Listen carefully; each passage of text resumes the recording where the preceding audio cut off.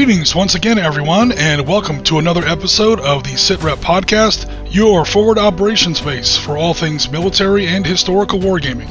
I am your host, Ariskini Jim, and today we're trying out a scenario set in the Battle of Kohima, fought 80 years ago this month in April 1944. The system we'll be using is Valor and Victory by Barry Doyle, a squad-based World War II infantry game originally available as a PDF print and play, and now rolling out as a series of computer games. The Battle of Kohima was part of what we call the China-Burma-India or CBI theater in World War II. Japan had launched a rather brutal invasion of China in 1937, a move that lit the fuse for the war in the Pacific. Some would say it even marks the true start of World War II in general. By the end of 1942, of course, the Pacific War had busted wide open. The Imperial Japanese Army had invaded down through Southeast Asia, occupying virtually the entire region, up to and including Burma, or Myanmar as we call it today. The Allies managed to hold the line to some degree along the easternmost borders of British India, and through 1943, much of the theater simmered in a miserable stalemate. I say miserable because the conditions in this part of the war presented both sides with some very difficult and deadly challenges. This was a largely and unjustly forgotten war of endurance, starvation, monsoons, brutal heat, malaria, dysentery, and months-long missions deep into trackless, dripping jungle and soaring mountains. Here is where the legends of units like the Chindits and Merrill's Marauders were born. Early in 1944, the Japanese had a plan to break the stalemate along the Indian frontier. Their You-Go plan would cross the Chindwin River here and invade into British India, targeting the road and rail network of Imphal. Now, the Japanese naturally didn't expect to invade and occupy the whole Indian subcontinent, but a firm lodgment here would provide a much-needed Japanese victory. Remember, they're definitely losing the war in the Pacific by this point. But most importantly, taking this region would cripple Allied air and overland supply and communication lines into southern China. These routes were critical in keeping China in the war fighting against the Japanese. Operation You-Go would primarily target Imphal out of the south and southeast, with the 33rd Division here striking out of the south, the 15th Division here striking out of the southeast, supported by the so-called Yamamoto Force here in the center of the Japanese drive.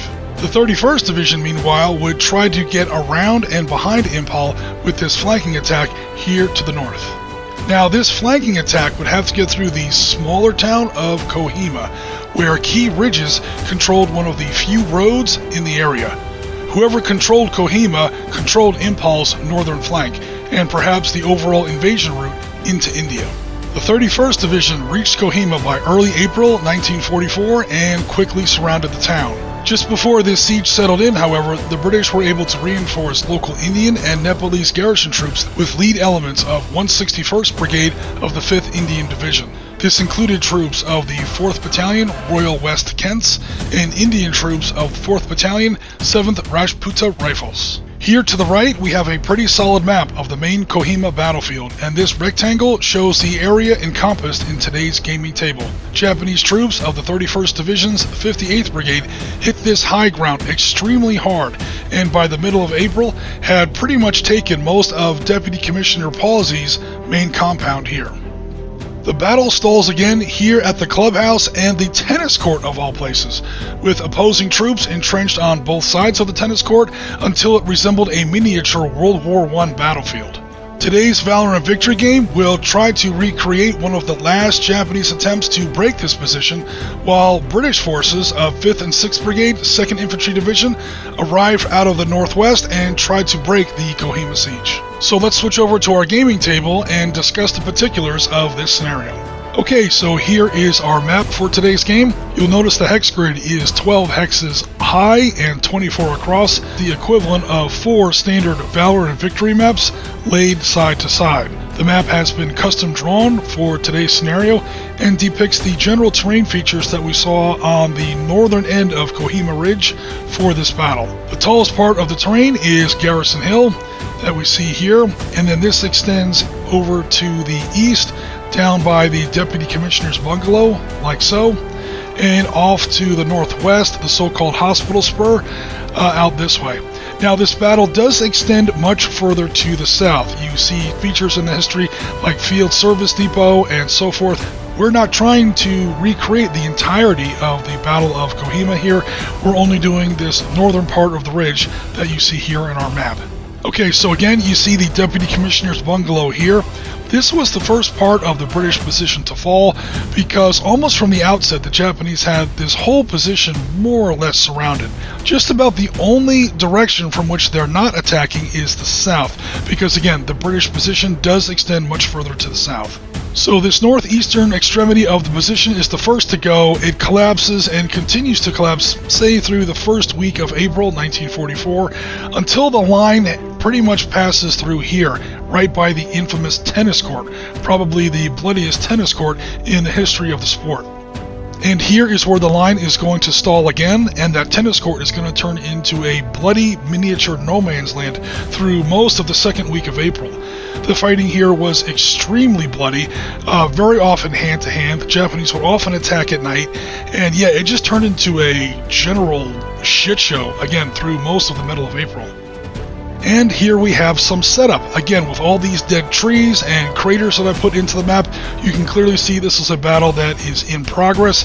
We have the Japanese of the 58th Regiment, 131st IJA Division, occupying the positions I pretty much described before, kind of like this. This is kind of the front line at this moment. Again, we talked about that northeastern extremity that's already fallen. The Deputy Commissioner's bungalow is now swarming in Japanese infantry, but again, they're stalled at the tennis court. The tennis court is still held by the British. B Company of the 4th Royal West Kents has just relieved A Company that has now been withdrawn. That's in the history. And now they're holding the line, again, just short of the tennis court. Meanwhile, the Japanese hold the Deputy Commissioner's bungalow and some of the other buildings on the estate. So again, the tennis court is kind of in that no man's land. There's all kinds of problems, however, coming down here from the north and coming over here from the southeast. Yeah, the Royal West Kents are definitely in a pickle. Luckily, they've got some help, again, from 4th Battalion of the 7th Rajpat Rifles. 1st Battalion of the 1st Punjab Rifles were also there. There were also some Gurkhas. The photographs clearly show there were some Gurkhas there. I don't know exactly where they were in the perimeter, but for now, I've got them put there just for today's game. Now, in our scenario today, the Japanese have 6 turns, the standard length for a Valor and Victory game, to take as many of the objective points as they can. The objective points are marked by these little target icons. They already have one of them, that is the Deputy Commissioner's bungalow. They have to take and hold at least 2 more. The Japanese had better hurry up though, because British reinforcements are on the way in the form of lead elements of UK 2nd Division that was coming down out of the northwest. They arrive, I think, on the 17th and 18th of April 1944. Here we're going to be led by elements of 149th Royal Armoured Corps in the form of 3 M3 Grants. This is just the lead element, of course. The entire 5th and 6th Brigades of 2nd British Infantry Division were on the way, and they would eventually lift the siege of Kohima and then launch into a general counterattack back down into the larger Japanese position. That's okay though, because the Japanese have some toys of their own to play with. We have pretty solid records as far as what the Japanese had here with 31st IJA Division. They didn't really have any tanks, but they did have plenty of these Type 41 mountain guns. In this game, the Japanese have 3 of these guns, and we're going to see if they can put a dent in the British and Indian positions before their infantry go in for another massed infantry assault. One more thing to note, the British and their allies have lots of entrenchments in this game. So rather than use the standard Valor and Victory trench counters, because there would just be a whole ton of them, I just went ahead and drew the trenches in their approximate historical locations. You see these thick brown lines here. These are +2 defense bonus entrenchments.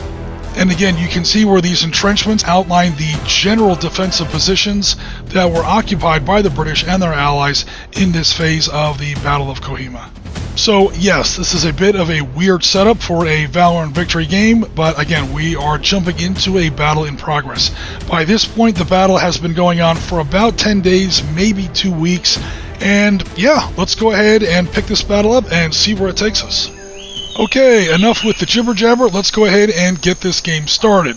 Beginning with turn 1, we have the Japanese on the attack, so they will be moving first. First part of the turn is the command phase, but the Japanese don't really have a command phase. They have no off-board artillery, like I was saying, and they're pretty happy with the way their squads are set up and how their support weapons are allocated. So we're able to more or less skip the command phase and get straight into direct fire. We're going to start off with these Japanese mountain guns. We've got one here, two here, and three here.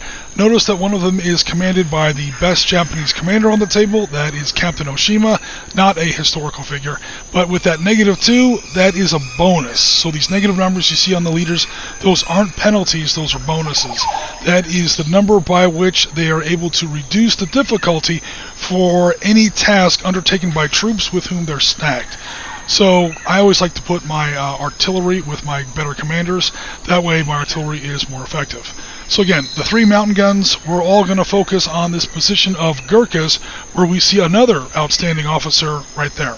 Okay, in addition to that, we're also going to throw in some of these Japanese Type 92 heavy machine guns. These are basically copies of the old French Hotchkiss machine guns left over after World War I.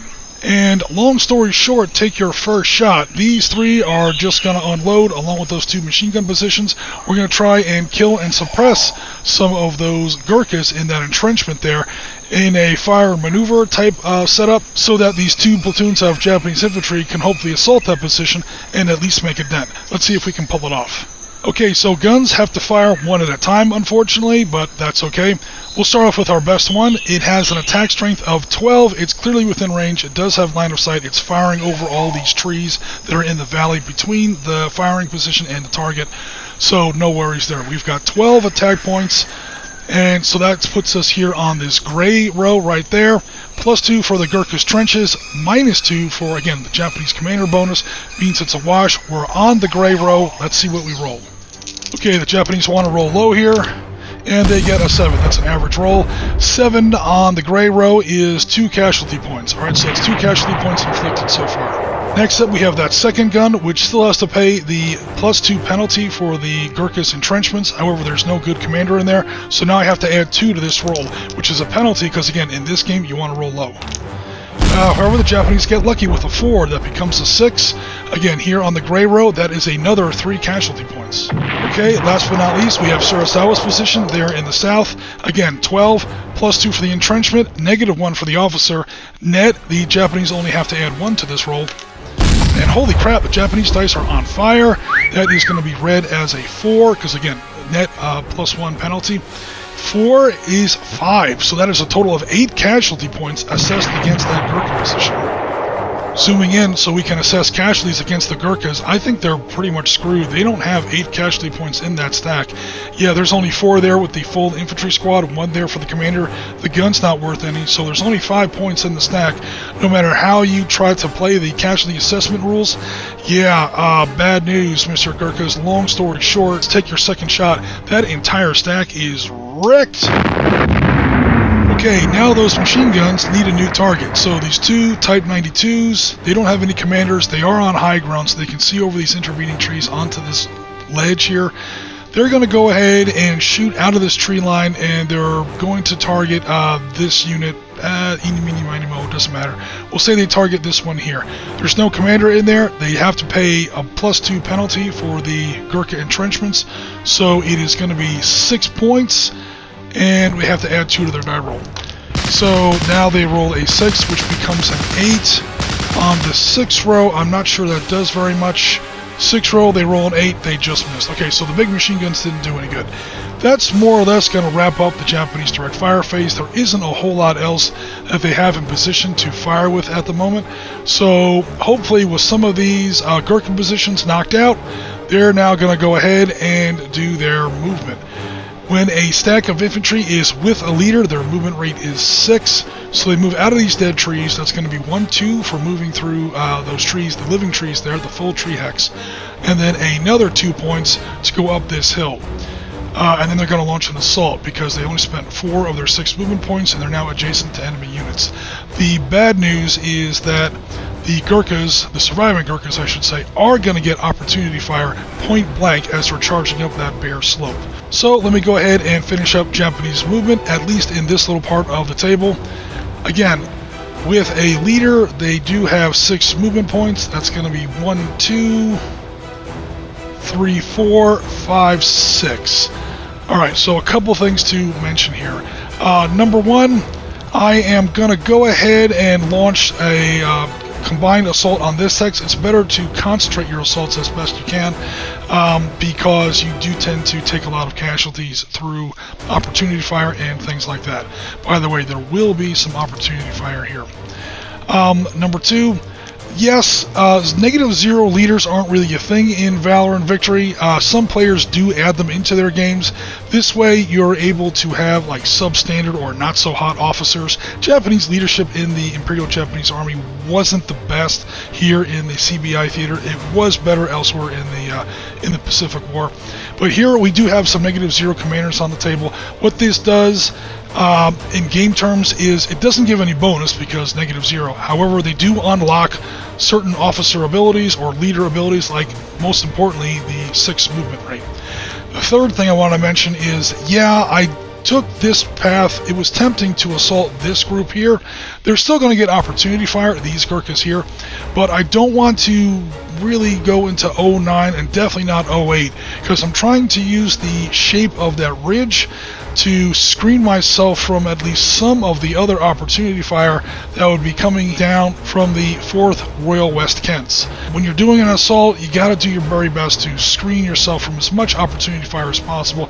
You can use terrain, you can use suppressive fire as we've seen, you can use smoke screens.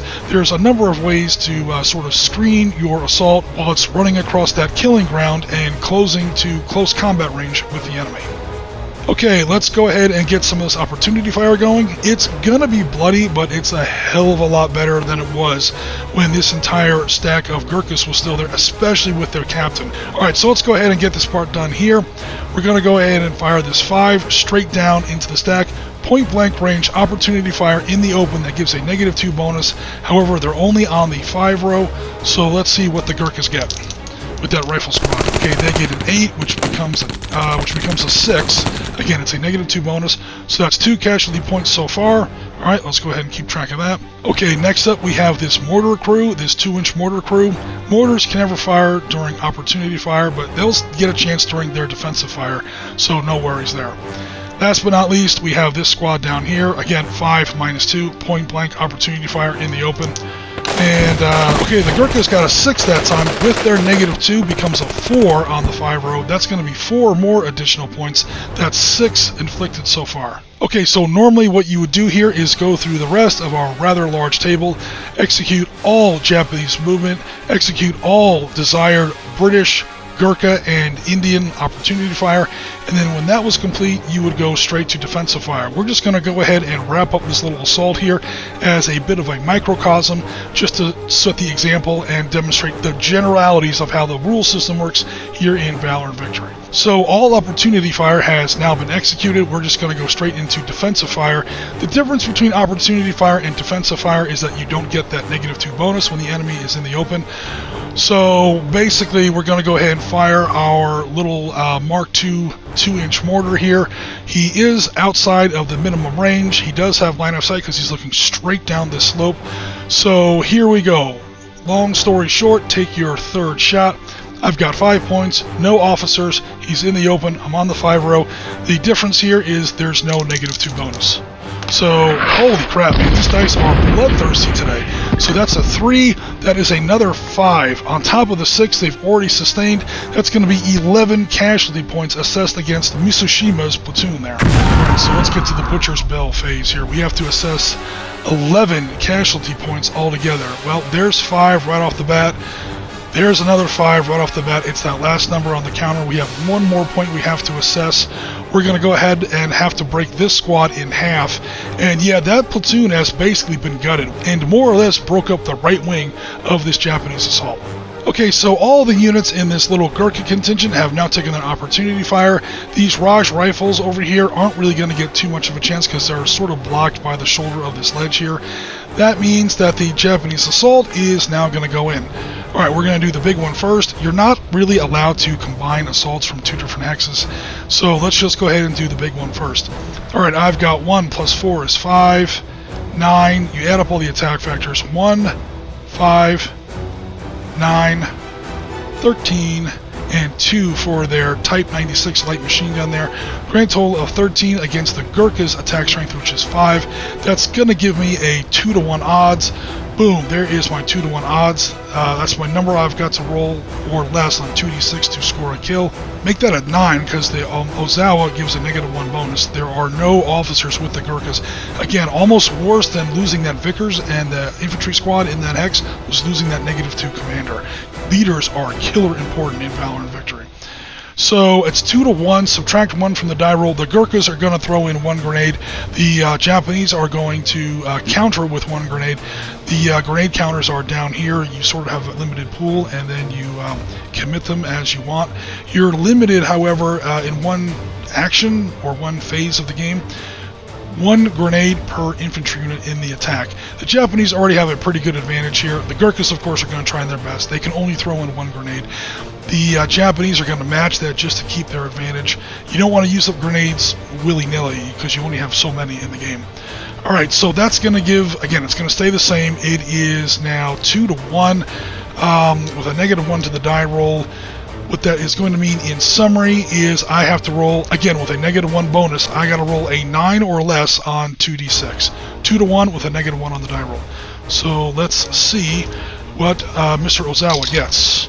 9 or less. And they roll a 5, that's an easy win. Alright, so that unit is now destroyed as well. These grenades have been used up. That's it for all of that. And what's going to happen then is that the Japanese get to occupy that hex. Boom. Okay, they are now in the British entrenchments. Okay, now they do pay a cost for that. It's 1 casualty point per infantry unit that was in the hex, plus any terrain penalties. So it was a -2 entrenchment, plus 1 infantry unit. That is 3 casualty points. What that's going to cost them is 1 of these infantry squads is going to get knocked down. Notice the casualty points went from 5 to 2. So that full squad is destroyed for now, and he's going to be replaced with a half squad, and that was the cost for the final phase of the Japanese assault. And for the rest of this game, we're not going to go through the tedious step-by-step of the mechanics. We're just going to go through the moves and counter moves. I just wanted to go through at least the first part of turn 1 to show everybody the basics of how Valor and Victory works. Okay, we've now reached the end of Japanese turn 1. And what can I say? This game got bloody in a hurry, which was kind of the intention. When you read about the Battle of Kohima, or the Battle of the Tennis Court specifically, yes, they actually do call it that. And here's why. I mean, good grief, look at this. You can't even see the tennis court. I promise there's a tennis court under there somewhere. But yeah, this is definitely one hell of a bloody battle. So here in the north, the Japanese launched 1, 2, 3 assaults, and as you can see, when they fail, I colored them gray like that. We actually had 3 failed Japanese assaults, and failed assaults are really, really nasty. You have to take a casualty point for every enemy infantry unit that was in the hex, plus any terrain bonuses, plus the degree by which you missed the roll. They missed 1 roll by 5 on 2d6, so 1 stack, as you can see, was pretty much destroyed. And this is after taking casualties to opportunity fire, by the way. This stack is down to, yeah, it looks like 2 half squads. They're definitely in rough shape up there on the northern part of their offensive. 1 Japanese stack was here. It assaulted the main position here across the tennis court and was wiped out to the last man. The reason there's a Japanese stack in there is also during the assault phase, it's actually called the advance and assault phase, there was another Japanese squad back here in these hooches, and they were able to advance up and reoccupy the tennis court. Yeah, 1 entire platoon was just destroyed. 24 men are casualties right there on the tennis court. And again, that tennis court has been getting carpeted in fresh waves of bodies on both sides for upwards of a week now, so you can just imagine what the tennis court looks like by this point. Down in the southern part of their offensive, the Japanese had some more luck. They got some better rolls, the Japanese were a little stronger, and the British were a little weaker. Those 3 things added up to 2 stacks of British, of B Company, 4th Royal West Kents, being pretty much annihilated in place. And these southern trenches of the Royal West Kent line is now ripped completely open. Follow-on platoons of Japanese infantry then use, again, the advance and assault phase to creep further, and now the actual commander of this company is now in real trouble. The Japanese moved up with some of their support units. They have some of those infamous knee mortars, although as everyone knows they're not really knee mortars, as the Marines on Guadalcanal found out to their cost, but more of those light mortars that the Japanese like to use. They're moving up. There's also another Hotchkiss in there, or I should say a Type 92 heavy machine gun. Those are tough weapons to lug around a battlefield, especially through buildings and up hills. So they're not making very good progress, but who knows? They may be able to reach the tennis court just in time to see the battle end, but they're on their way. As sort of happened historically, B Company 4th Royal West Kents is in real trouble here. And what wound up happening was they were eventually relieved. First of all, B Company relieved A Company a couple of days ago, and then B Company was eventually relieved by elements of 4th 7th Raj, which is probably what's going to happen again here. Because as you can see, they haven't been touched yet. In fact, they haven't even engaged. And what's going to wind up happening is they're probably going to have to launch some sort of counter-assault or suppressive fire and probably reinforce this line here at the tennis court and do something about this Japanese position that just really caved in the Gurkhas down here to the southeast. Some more good news for the British. D Company of 1st Battalion, 1st Punjab Rifles is unscathed. They haven't even been shot at. And what they've done instead is they've opened fire with some direct fire during the British direct fire phase, and they have pinned down some of these Japanese units, and then the Japanese units failed their morale check at the very end of the Japanese turn. So what's going to happen is D Company of 1st Punjab is going to probably advance into this Japanese tree line, into this little spoiler position here, and I can tell you for free, because these guys failed to rally, that their assaults are going to be free and uncontested, and all these Japanese units that are kicked off on a little bit of an angle there that indicates that they have been pinned down are going to be wiped out literally just for the asking once the assault takes place. These other units are still in good order. They're going to be tougher. So what I was trying to do here with the Japanese player was, again, sort of set up a spoiling position here with some expendable infantry to delay D Company from getting into the main fight, thereby allowing me to focus on the 4th Royal West Kents and to a certain extent 4th 7th Raj, and really hit that key position with my main body, as you can clearly see here. It has been hideously expensive, but I've got about a third of the British line cracked, and again, I hope that I can take at least some of those objective X's over there as the Japanese attacker before, again, 4th 7th joins the battle. One quick thing to note, I do have the historical commander of B Company 4th Royal West Kents on the table. That is Major John Winstanley, and so far he has been doing pretty well with a 2-inch mortar crew and leading his company, applying his +2 bonus, although again he's pretty much lost his entire right wing now. Yeah, he's in a lot of trouble, so he's probably going to have to call in some off-board mortars to try and hold what's left of his position here at the tennis court. Again, I promise there's a tennis court areas. There is a tennis court under there, but right now it has been taken by the Japanese. By the way, that is one objective point fallen to the Japanese now. So now they have two. They started off already owning the Deputy Commissioner's bungalow. Now they hold the tennis court itself. Lieutenant Lethbridge there is in the clubhouse. There's a clubhouse under there.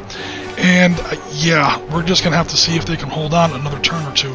The British do have some reinforcements on the way, even before the tanks show up. But for now, we're going to go ahead over to the British turn, and we're going to see if we can restore the situation a little bit. Beginning turn 1 for the British, you start off with the command phase, and yes, the British do have some command actions they want to take, most notably their off-board artillery, or in this case, their light barrages. Now, this scenario gives the British 6 mortar barrages. These are their Stokes mortars they have back in Battalion. And spoiler alert, oh hell yeah, I'm using all 6 at once because, wow, the Allied position is pretty desperate, especially the British up there with the Royal West Kents.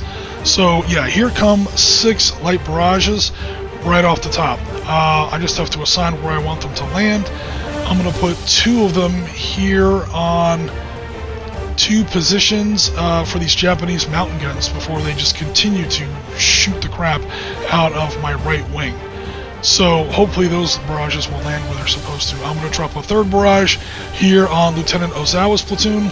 Hopefully break it up a little bit in preparation for a counterattack by elements of 4th 7th Raj. And then the other 3 are... Oh man, yeah, I'm going for it. This is actually really risky. I'm dropping them danger close right in front of my defensive line. Yeah, I'm going to go ahead and do it. I just hope to God I get lucky. Because these mortar barrages have 1 chance in 3 of missing, and if they miss, they scatter by 1 hex. Oh, hell yes, you can call an artillery on yourself in this game when your units are that close. But again, this is kind of a desperate situation here. Right now, the British can't even retreat safely without taking all kinds of fire from Japanese defensive fire or opportunity fire. It's going to get nasty if I can't thin down at least some of these Japanese assault platoons that are overrunning me literally as we speak. Okay, so part of the target selection process, I really should have done this before, but let's go back and dot the I's and cross the T's just to make sure that we're all legal and we're making the right points here. In order to call it an artillery mission, you have to make sure that one of your leaders has a valid line of sight to the intended target hex. Yes, this lieutenant can see over all these trees because they're in a low valley before him, and you're allowed to shoot through and see through dead trees. They're a -1 hindrance for direct fire, but in this case it has no effect, so no worries there. Okay, so like I said, I'm calling in my first fire mission here on this Japanese mountain gun position. Let's see what we get. Alright, so first off, you need a 1 through a 4 in order to have the fire mission land on the hex that you intended. So let's see what happens. Okay, it does barely land where it's supposed to. Now we have to roll for damage. And a 10 is not going to do jack or shit, especially since, again, I have to add 2 of the roll for woods. That's an adjusted 12. So yeah, there's one mortar mission completely wasted.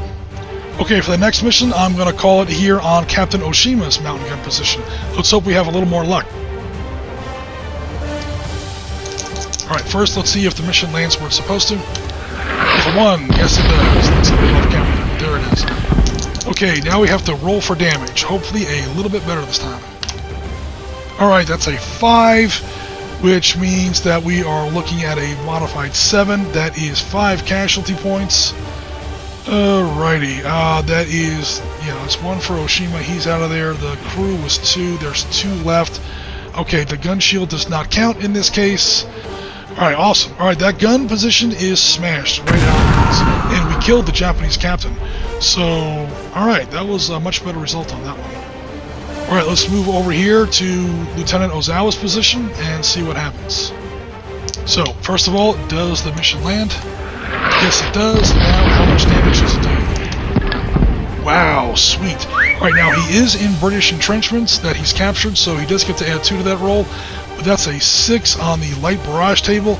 That is going to be 5 casualty points. So, remove those full squads. We will add 2 half squads. And the stack is a little messy for now, but you guys get the idea. Pretty much his whole platoon has been reduced to 3 fire teams of 4. That hopefully is going to soften things up when the 4th 7th Raj start launching their counter-assaults in this direction later on in the British turn.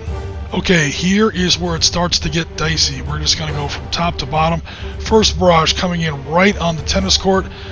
Here is where it really can't drift. And if it does, please God, drift in the other direction.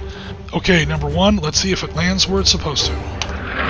Okay, cool, it does land on target, and there's no cover there. They're in the middle of the tennis court, and here comes the damage roll. Oh man, a little off camera there. That is a 5, and there are no modifiers, because again, it's the open tennis court. So 5 on the light barrage table is 6 casualty points. Yeah, we're going to do the same thing. We're just going to reduce 2 halves, 2 full squads to 2 half squads. Okay, on to the one here in the center, facing the major. Alright, first let's see if it lands where it's supposed to. Okay, it does. Very good. Now let's see what the damage roll is. Come on, more low numbers. Sweet, a 4. Alright, so 4, I think those are in British entrenchments, so I do have to add 2 to that. That's going to be 1, 2, 3, 4, 5, 6. 6 is going to be another 5 casualty points. guys. Alright, so there's still a lot of Japanese counters on the table, but they're getting a lot weaker. Notice a lot of these 4.65s are being replaced by 2.62s. And yeah, thank God, because the British are about to get hella overrun here at the tennis court. Okay, last but not least, let's see how this mortar barrage lands right in front of the clubhouse. Let's get lucky one more time. Alright, first of all, we're going to see if it lands where it's supposed to. Ooh, barely. Oof. Alright, cool. Alright, and now we're going to have to roll some damage. Again, those are in British entrenchments, so I have to add 2 to the damage roll. Alright, another good roll. So I do have to add 2 to that. It's going to be 6. On the light barrage, yep, that's going to be another 5 casualty points. Right, so the British have sort of thrown their Sunday punch here as far as their mortars go. They did okay with it. Let's see if it was enough to relieve the pressure from the Major's position here. And yeah, hopefully the British can now restore the situation at least long enough for reinforcements to arrive. Okay, here we are at the end of British turn 1, and it's a mixed report. There's some good news and some bad news. Let's start off with some good news up here to the northwest, where we have D Company, 1st Battalion, 1st Punjab Rifles, which has, as predicted, more or less shattered this Japanese line that was occupying these positions here. First, with an assault against pinned down positions, and actually even before that, we had some direct fire that managed to destroy the rest of that hex. Meanwhile, the rest of the company is now advancing. There's just this little Japanese spoiler position left, but hopefully by the end of British turn 2, we're going to have some reinforcements here on the wing of the Japanese main body. Alright, next up, we have the British, who tried their best with defensive fire. They also used the last of their grenades. The Japanese have long exhausted all their grenades. They did a little bit of damage. They suppressed some of these Japanese fire teams in here. Honestly, didn't do that much. What was a little bit more hopeful was we had some of the 4/7th Raj with some double time and staying on this level of terrain, managed to occupy some of their trenches and foxholes and reinforce their positions. However, then we had Japanese defensive fire, which wasn't the best. They don't really have any good officers left. There's just too damn many of them. I mean, look at this. There's still like another 100 guys down here. You still had some pretty good direct fire from these 2 Japanese mountain guns during Japanese defensive fire. Meanwhile, yeah, the Gurkhas, there just aren't enough of them left. We're managing to sort of hedge around to reach where the main battle's taking place, but honestly, yeah, the Gurkhas down south and the 4/7th Raj here along the southern part of the slope, they're in a little bit of trouble, I'm not gonna lie. So clearly, we're not even close to finishing up this game, and this video is already way too long. This is definitely going to be a 2-parter. Please come back next week as we buzz through the remaining 5 turns and hopefully get this battle finished up. And that's all we have for you today, folks. Thanks very much for watching. Please remember to like, comment, and subscribe if you enjoyed this content. Please remember to hit that notification bell. Also, please consider joining the Sitrep Podcast Discord. There is an auto-accept invitation link to our Discord in the description of this video. Join our community, see what everybody's up to, and best of all, show us what's happening on your hobby table.